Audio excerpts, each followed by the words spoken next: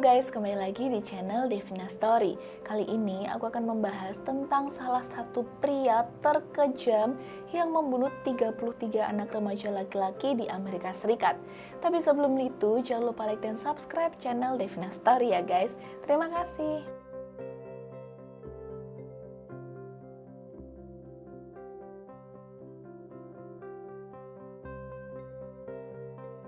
Namanya John Wayne Gacy, yang lahir di Chicago, Amerika Serikat pada 17 Maret 1942, yang merupakan anak kedua dari 3 bersaudara.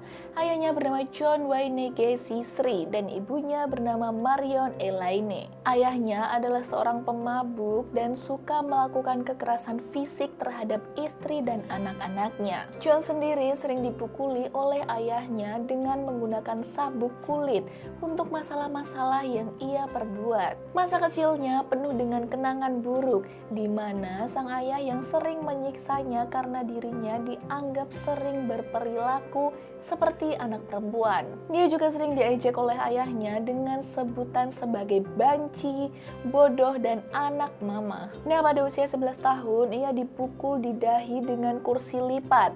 Pukulan ini menimbulkan gumpalan darah di otaknya, tetapi ia baru mengetahuinya ketika ia berusia 16 tahun.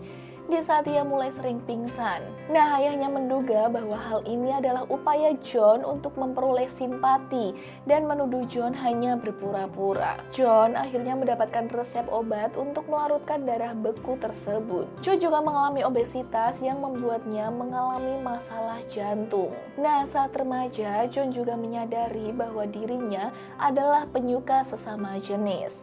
Tetapi ia memilih untuk merahasiakan hal tersebut. Pada tahun 1964, ia menikah dengan seorang wanita bernama Marilyn Mars dan memiliki 2 orang anak. Seorang putra dinamakan Michael lahir pada Februari 1966, diikuti oleh seorang putri yang diberi nama Christine pada Maret 1967. Pernikahan mereka kelihatan baik-baik saja, tapi di balik itu semua, John sebenarnya sering melakukan tindak asusila pada beberapa remaja laki-laki yang diantaranya pernah ia pekerjakan. Kejahatan pertamanya terjadi pada tahun 1967.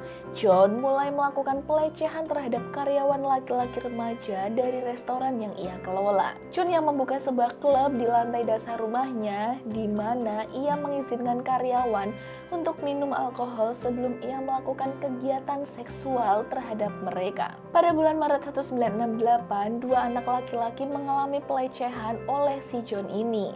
Dan akhirnya pada 3 Desember 1968, John didakwa atas perbuatan sodomi dan dijatuhi hukuman 10 tahun di Lembaga Permasyarakatan Negara bagian Iowa. John kemudian dibebaskan karena berperilaku baik pada 18 Juni 1970.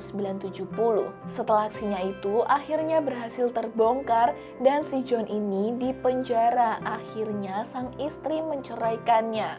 Kasihan sekali udah di penjara diceraiin lagi. Nah, seusai keluar dari penjara, John memulai karirnya menjadi seorang badut penghibur.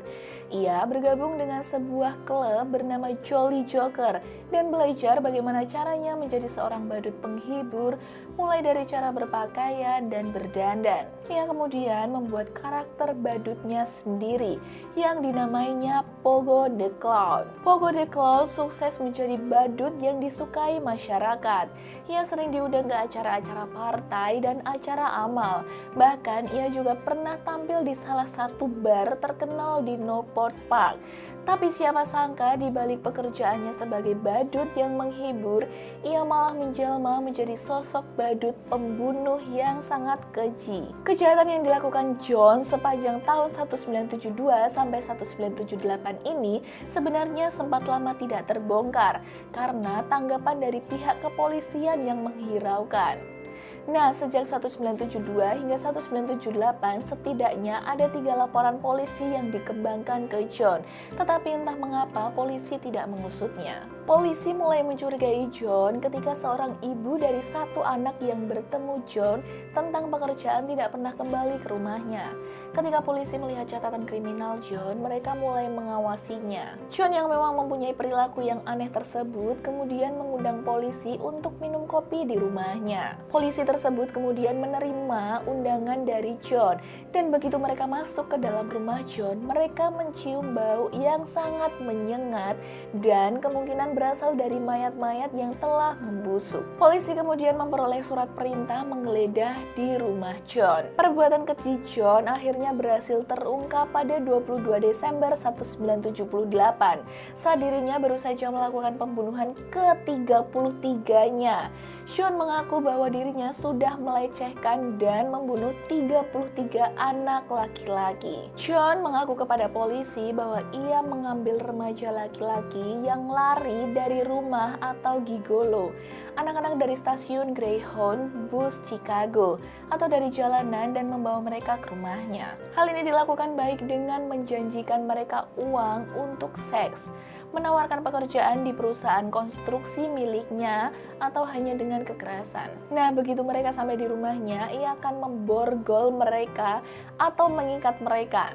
John seringkali memasukkan pakaian ke mulut korbannya untuk mencegah mereka berteriak. Setelah itu, ia akan mencekik mereka dengan tali atau papan pada saat ia melakukan tindakan seksual kepada mereka. Ia membuang beberapa mayat korbannya di sungai Des Pytles, menguburkan 26 dari korbannya di ruangan kecil di bawah basement rumahnya, dan 3 lagi di bagian rumah yang lainnya. Pengadilan akhirnya menjatuhkan hukuman mati, yaitu dengan cara suntik mati, walaupun John sempat keberatan akan keputusan tersebut. Nah, ia akhirnya menghabiskan 14 tahun hidupnya di penjara sebelum akhirnya dihukum mati. Kabarnya John meminta 1 bakul ayam goreng KFC sebagai makan malam terakhirnya sebelum dieksekusi mati. Kata-kata terakhir yang diucapkan Gracie adalah "kiss my ass". Kata-kata ini diucapkan olehnya kepada seorang petugas penjara ketika ia dikirim ke ruang eksekusi.